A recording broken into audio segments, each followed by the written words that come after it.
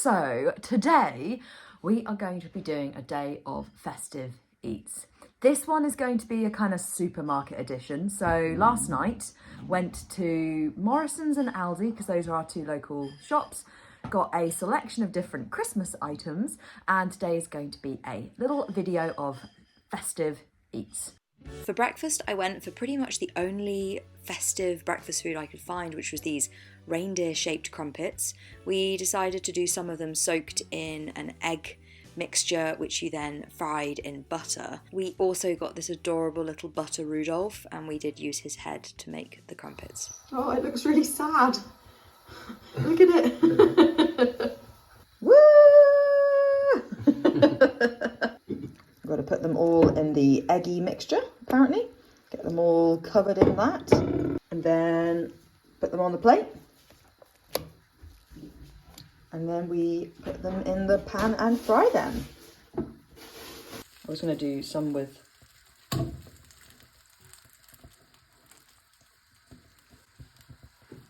Put them in there. Oh no, I broke his little antler. Oh well. I hope that you can see their little nose and eyes. I feel like that's so cute. These are looking so good. Roka, what do you think about Christmas? What do you think about Christmas? Oh, look at my Christmas socks.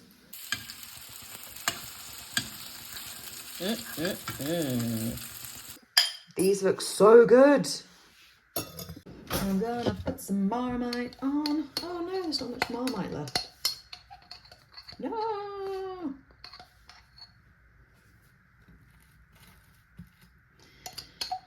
I don't know who out there is a Marmite lover, but I am, which is probably why this jar is empty.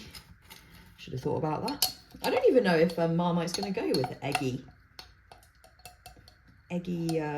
crumpets, but we shall see, won't we?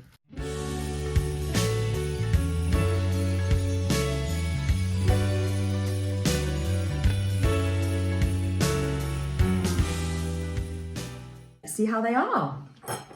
First of all, the scrambled egg, Tabasco, no, sriracha and avocado.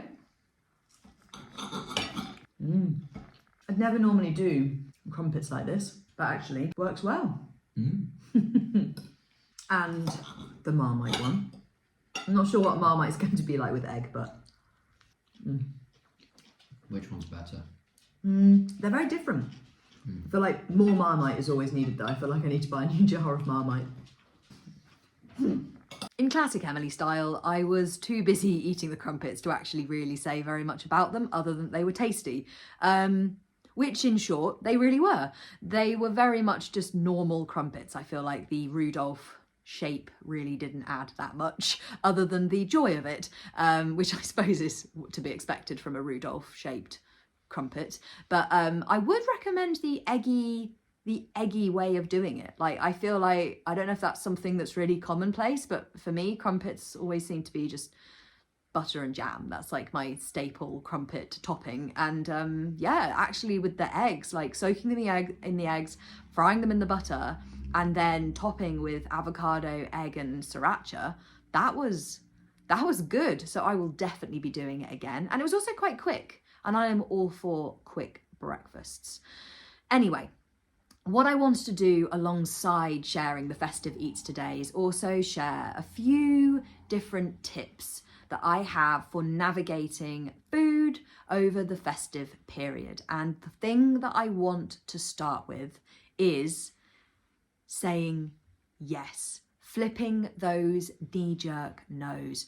The festive period, Christmas time, is a really good opportunity for you to challenge spontaneity. And an amazing way to do this is with saying yes when you are offered different things. That classic eating disorder response when anything is offered of no, I'm fine, no thank you, or to take it and then basically know it by putting it straight in a drawer or putting it straight in your bag. Actually, what I encourage you to do is to look for the opportunities for you to flip those knee-jerk no's and to say yes to to things. This can be definitely a difficult time, but it's also an amazing time for lots of opportunities to challenge your eating disorder. And I think it's really important that we make space for the fact that it's hard, but we also reframe it and view it through that lens of opportunity. So flip those knee-jerk no's, say yes to things. That is my first tip. Little Roka's absolutely adorable. She just curled up in a ball on my lap. She's so cute. These are the two sandwiches that we went for, and Andrew and I decided to split them so that we both get to try half of each, basically. He's about to head out to work, so I'm going to do that and then stick that in the fridge ready for lunch later. Another tip that I really want to share with you when it comes to navigating food over this festive period is the importance of attack. I really encourage you to go into this time with a mindset of attacking your fears, attacking the eating disorder rules, attacking its suggestions with your opposite actions. The attack mindset is very different to a more defensive one. That proactive approach, very different to a reactive one. So my tip right here is go and attack your eating disorder's rules and fears and suggestions head on. This is exactly why I'm rubbish at these kind of videos, because I just forget. I just went to get some Festive Friends. I don't know if these are available everywhere, but they're called Festive Friends. They're by Cadbury's and they're really, really good. It's basically just, I feel like most people probably know exactly what these are, but it's like a biscuit. This is two attached to each other actually. But like a biscuit coated in chocolate, and these ones have got little festive. They're normally animals, but the festive ones aren't. Like what are they called? They're called something, but they're normally animals with chocolate, whereas the Christmas special ones are little like Christmassy things. Okay. It is lunchtime. I have got one half of the Morrison's best festive lunch, ultimate Christmas lunch thing, and the other one is the turkey one from Aldi. Festive Friends, turkey and stuffing flavour crisps, and what's it called? A Bakewell tart, but it's not a festive something, which is a Bakewell tart, but with some red, green and white sprinkles on the top. So yeah, lunch. Also, I just want to make it really clear, this is not a what I eat in a day video. This is just, I'm showing you some of the things I'm eating today, not everything, because one, I don't do that kind of video because I know how toxic that can be and how much comparison eating disorder can draw from those kind of videos. And also, I forget to share things. Like when I caught the Festive Friends earlier, I literally was just there eating them. I suddenly thought, oh, I was meant to be filming this. Oops. So yeah, just that. Now, another of the tips that I really want to share with you is the importance of practicing and repeating the stuff that is going to be, or that you think might be challenging, or that there is fear around. If there is a particular kind of food, if there is a particular style of meal, like a buffet or a meal out or whatever it might be, a roast dinner, party food, like selection kind of thing, whatever it is, practice is key. Stepped back from the day in which you're going to be doing it, step back from Christmas Day or Boxing Day or the day when that party is or whatever it might be, practice is key. And the same goes as well for recognizing that maybe you've got particular fears that come up around this time of year in terms of foods that are available in that festive window. Do not do it as a one-time tick thing. Repetition is absolutely crucial. So this tip is about the importance of repetition.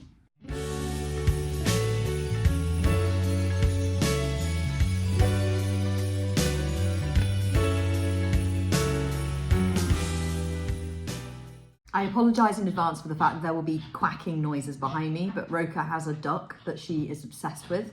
Not a real duck, a toy duck. And I just can't bring myself to take it off her. These turkey and stuffing flavoured crisps are actually really good. I'm not normally a meat crisp person, but these are good, really good. And the sandwiches, I do think the Morrison's one had it. It was a lot more expensive, but it was better, in my opinion. Now, Festive Bakewell and Festive Friends, whilst I get on with some more work. I'm doing some YouTube editing actually, and I've got some sessions this afternoon as well. So yeah, I'll try this now though with you. Oh, I say that, I'm not gonna be able to get it out of the tub. I mean, it's literally just a Bakewell tart with some sprinkles on, but hey, maybe it's different inside. It's not different inside. It's good. It's a Bakewell tart, but it's just a Bakewell tart.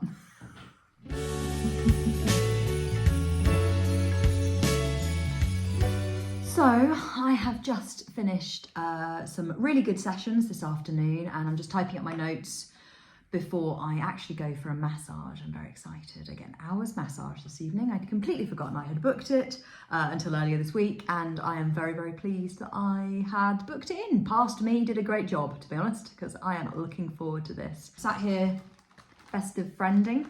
I feel like these are just so great. There's a spot the difference on the back. I can spot at least 2 differences, 3 differences, 4 differences. Right, no. Before I get distracted doing that, I wanted to come on and share one more tip before I go to my massage, and that is the importance of staying in your own lane over Christmas. This is important at any time in recovery, but I feel like it really, really comes to the surface at times like Christmas, where there's often lots of different social engagements, seeing family members, meeting up with friends, all sorts of situations and settings where it might come more to the surface, your need to practice staying in your own lane. Whenever you come up against a situation or a conversation or anything that creates that doubt or that uncertainty about what's right for you, whether it's something that's indirect in terms of some people's conversation over there, or something that they're saying that they are doing, or whether it's a direct comment to you or a direct suggestion to you or a direct conversation with you. Something that's very important in recovery is practicing the process of rejecting what doesn't serve you. And you can do that as passively or as proactively as you want to, as whatever feels right in that setting. And what I mean by that is you are absolutely within your rights to voice your needs, to stand up for what you need in that moment. And if that means sharing and saying to someone, I don't want to talk about that at the moment, thank you. Actually, this is not a conversation that's serving me at this time. Thank you very much. Absolutely, you do it. If that's not something that feels comfortable either at all or in a certain situation, know that it's completely all right for you to redirect the conversation or simply to exit the conversation or that situation entirely. I think staying in your own lane is something that you don't just say to yourself once and go, oh yeah, then I've done it. It's something that you practice again and again and again, and it's something that you often have to keep reminding yourself as you go through social events or situations, reminding yourself, my path, my plate, my journey. And I certainly found that utterly invaluable in the context of navigating social situations and things like that across Christmas and at other times of the year as well. So remember, your path, your plate, your body, your recovery. Stay in your own lane. You cannot control what other people say, do, think, believe, but you do have complete control over your reactions and your responses. And that truth is what you need to keep your attention and your actions centered on. So I've just got back from my massage. It was wonderful. I'm feeling thoroughly... Roka sat right underneath my hand. You're going to give them travel sickness like that. Well, no, I was about to say I am. I'm not. Andrew is just getting dinner sorted. But in the meantime, I wanted to pop here and quickly share with you the sort of last of my tips that I want to share. It's definitely not an exhausted list. I feel like I could probably share tips for a very long time in a very long video, but another that I think is really important is to do the thing that protects and promotes and prioritizes your recovery in the place that you are right now. The truth is, along your recovery journey, the things that you do to protect and promote your recovery are going to look and be and feel different. Sometimes it is saying no to social occasions. Sometimes it is saying yes to social occasions. Sometimes it is going out. Sometimes it is staying in. Sometimes it is pushing hard 24/7. And sometimes it's pushing in the places that you are able to at that time.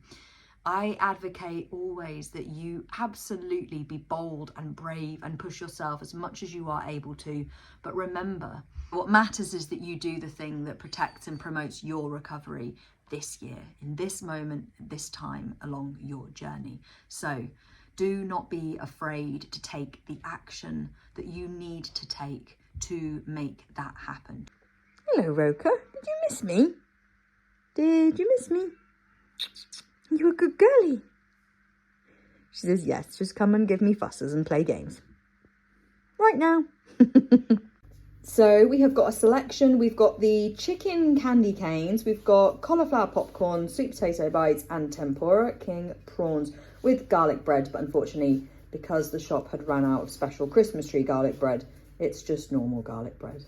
Sad face. I'm not sure if you can tell what Andrew is trying to do, but the funny thing was, I just had to correct him that the R and the H go that way around. He'd spelt it CRH, which is really funny. So we've got crisp. Oh, the M is good. These chicken candy cane things, they are a bit weird looking. I feel like it's quite low effort. I think it would be so cool if they'd managed to do it white and red. Oh, we've got an A. What's the next letter? S. Just one S. Is that all I need? That's all you need, just one S. Right, okay, let's do it. Merry Christmas. Woo! So we have got garlic bread, not that festive, prawny things, sweet potato things, popcorn, cauliflower things, candy cane, sauces, and then these were the sauces that came, which we have definitely not put in sheep egg cups. But yeah, it doesn't look too bad. I'm not gonna lie, it's not looking like the most festive spread in the entire world, but here goes. So the general consensus so far is that these are really good. I always love the tempura prawn things. This sauce is really nice. I don't know which one it came with. I haven't tried the cauliflower thing yet. The potato thing's nice. The chicken is nice. Garlic bread is always nice. Yeah, it's actually really tasty. If your name is Scott, stop watching. Yes, stop watching right now. I also apologise for like the weird lines on the screen. I don't know why my camera's doing that. I think it's because the lighting's not very good. Anyway, I wanted to share with you. We went to this amazing cocktail bar in Manchester a few weeks ago for our anniversary, and they had so many cool different infused liquors that they made on site. One of them being shortbread whiskey. Now, Scott, who isn't watching this, loves shortbread and loves whiskey. So we have decided to try and make it ourselves. We've got shortbread. We don't have any fancy stuff, so we're using a bolognese sauce jar. And we've got some whiskey. So for anyone who loves whiskey, don't worry, we're not massacring any really expensive whiskey. It literally came from Aldi. But here goes the short. I can't believe we're in a tomato sauce jar. You pour. Oh, that is a bold smell. I am not a whiskey lover, I'll be honest, and this is, it's floating. Oh, yep, just whiskey. We put the lid on. Oh, your mitt is off the screen. I mean, it's not rocking up. We put the lid on. And look at that. You're right, that did need Scott, to be on the screen. If you haven't, this is your Christmas present, Scott. Merry Christmas! So as you can probably tell, I could not be bothered to wait to start eating. So I didn't really do very much talking. And also we were just watching some Dragon's Den whilst we were having some food. So I thought I'd just come on quickly now and say, the candy cane chicken was really good, but it was very much just your average kind of bring home, do in the oven chicken. The sweet potato ones were really nice. Wasn't so keen on the cauliflower personally. Andrew really liked it, but I didn't as much. The prawns, I love the prawns. I feel like those are always my go-to party food thing. I feel like any of the prawny ones, like the battered prawns, the little like crispy ones, like whatever it is, I just love those ones when they're done in the oven with like sweet and sour sauce or something spicy. Delicious. So we are just about to sort out some pudding, and yeah, probably going to go and sit in the front room, watch a movie, something like that. So this is the pudding that I got. It's gingerbread and butterscotch bombe, melt in the middle pudding with a sweet and sticky butterscotch centre. I think just whack it in the microwave and voila. Whoa, disappearing pudding. Wait, oh, but it looks very boring. Christmas! Right, let's have a little look and see. Whoa, it looks just like the box. How decadent. Wow, that looks just so similar to this here. It's like the driest thing in the earth. That's such a disappointment. Aldi, I'm always such a fan. Not gonna lie, a little bit disappointed. It's just very meh. I really loved the idea of a gingerbread sponge. I feel like you don't normally see these. I feel like I've seen and had loads of chocolate ones, chocolate bombs and all that kind of stuff, but I've never had a gingerbread one. And I was like, oh, that was really festive and a bit innovative. I feel like it's the only innovative thing, or the only thing even vaguely close to innovative they saw going around both of those supermarkets. And it's just not very nice. Oh well, you win some, you lose some. And I suppose one of the perks of recovery is that food really doesn't have to be perfect. It just is. Anyway, on that note, I'm gonna go and take this by a mile Tony's Best chocolate bar. I don't really know if it's technically Christmassy, but it looks a little festive. I mean, it's more festive looking and more festive tasting than this in that it's delicious and lovely. It is the dark milk brownie Tony's Chocolonely. And yeah, I'm gonna take that, go and watch a movie. So anyway, that does conclude today's festive eats at home video.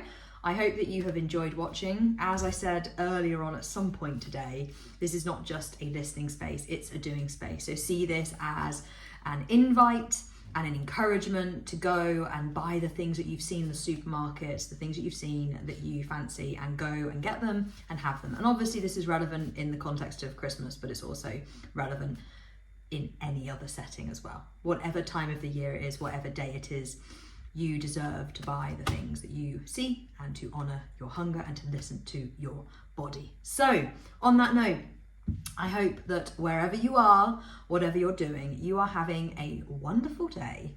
And until the next time,